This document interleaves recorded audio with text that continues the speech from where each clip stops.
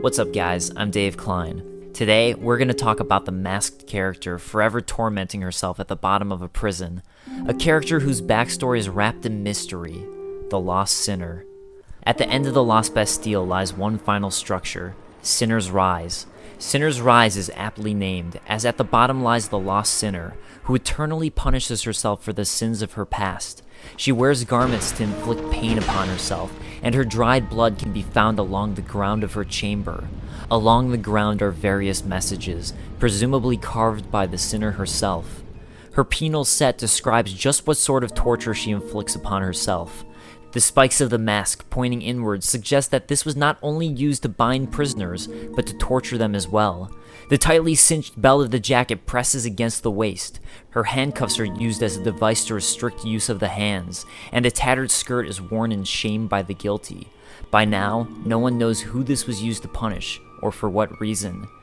So who is the Lost Sinner, and what were her sins that she's eternally punishing herself for? Upon meeting the Lost Sinner, players from Dark Souls 1 will recognize a certain creature crawling on her, which ends up crawling inside of her penal mask. This is the exact same bug we see in Dark Souls 1 inhabiting the Bed of Chaos, who would seem to be the Witch of Izalith.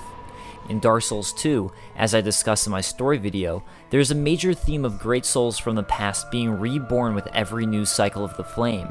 It would seem this bug is either the Witch of Izalith reborn, or one of the Daughters of Chaos survived, as defeating the Lost Sinner in New Game Plus rewards players with the Old Witch Soul. Soul of the Ineffable. This once magnificent soul continues to exert influence over the land, even after the eons have reduced it to these remnants. I believe it's likely this is the Witch of Izalith reborn, as the soul itself seems to resemble that of the Witch of Izalith. Fighting the Lost Sinner in New Game Plus also ties her to the Witch of Izalith, as halfway through the battle, pyromancers will come out of the windowed cells to attack players. Quelana was the mother of pyromancy, and the Witch of Izalith the godmother of pyromancy, so this makes sense. The Lost Sinner's storyline also resembles that of the Witch of Izalith, who tried to duplicate the First Flame, creating the Bed of Chaos in its stead. Once, people tried to round up the undead and hide them away from the world. They thought that imprisoning the undead would solve the problem. They created a towering Bastille to contain them, but in the end, it did no good. The Lost Sinner lives deep within the Bastille. The fool, trying to light the first flame. To me, it seems as if the creature seems to possess the Lost Sinner, and after it enters into her, she immediately attacks the player. I believe the Lost Sinner acts as a vessel for the bug, who likely also controlled the Bed of Chaos. But is that all there is to the Lost Sinner? I believe we can devise more about her if we take a look at her surroundings. Next to Sinner's Rise stands Belfry Luna, and there seems to be a surprising number of correlations between Sinner's Rise and Belfry Luna. In order to understand the Lost Sinner, I think we first need to understand the history of Belfry Luna. Belfry Luna and Belfry Soul, located in the Iron Keep, are related to the Prince and Princess of Alkin and Ven. The bell belongs to the princess, it do. A long time ago, the princess, she made me, yes, just like so. To guard this bell for the prince's honour. Stay away, foul undead, or you'll be a goner. Stay back, it belongs to the princess, it do. The Bell Keepers of Belfry Luna were created by the Prince and Princess, and to this day, the forbidden love of the Prince of Alkin and the Princess of Ven manipulates these marionettes.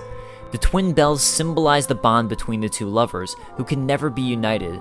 The Bell Keepers are their eternal guardians, for that is their love, that is their curse. The bells themselves symbolize forbidden love, the Bell Keepers their faithful guardians, ever ready to annihilate trespassers. I believe the Princess of Ven was located in Belfry Luna, and highly recommend checking out my Prince and Princess of Alkin and Ven lore video for more information on the two lovers. So, how does Belfry Luna relate to the Lost Sinner? Our first connection lies in the Belfry Gargoyles, the boss of Belfry Luna who can only be reached after ringing the bell. Upon reaching the Sinner's Rise bonfire, if the player has not killed these Belfry Gargoyles, one will angrily fly up and roar at the player, as if it is angry the player has reached Sinner's Rise. In Belfry Luna, we meet yet another sinner, that of a red phantom who invades the player, Vorgel the Sinner.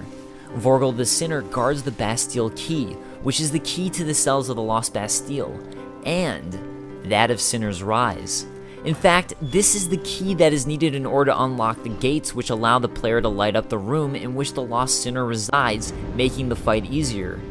Yet another connection lies within Sinner's Rise. Sinner's Rise and Aldia's Keep are home to the enhanced undead, undead who would seem to have been mutated by Lord Aldia and partially fused with that of a dragon. Yet, in Sinner's Rise, and only in Sinner's Rise, these enhanced undead drop the Bellkeeper Shield and Bellkeeper Bow. This is the only way to find the Bellkeeper equipment, in Sinner's Rise, once again connecting Sinner's Rise to Belfry Luna. All of these connections lead me to believe that it's possible the Lost Sinner is, in fact, either the Princess of Ven or the Prince of Alkin.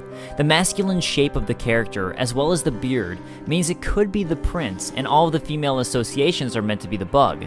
Although, I think it's likely the princess. But what do you guys believe?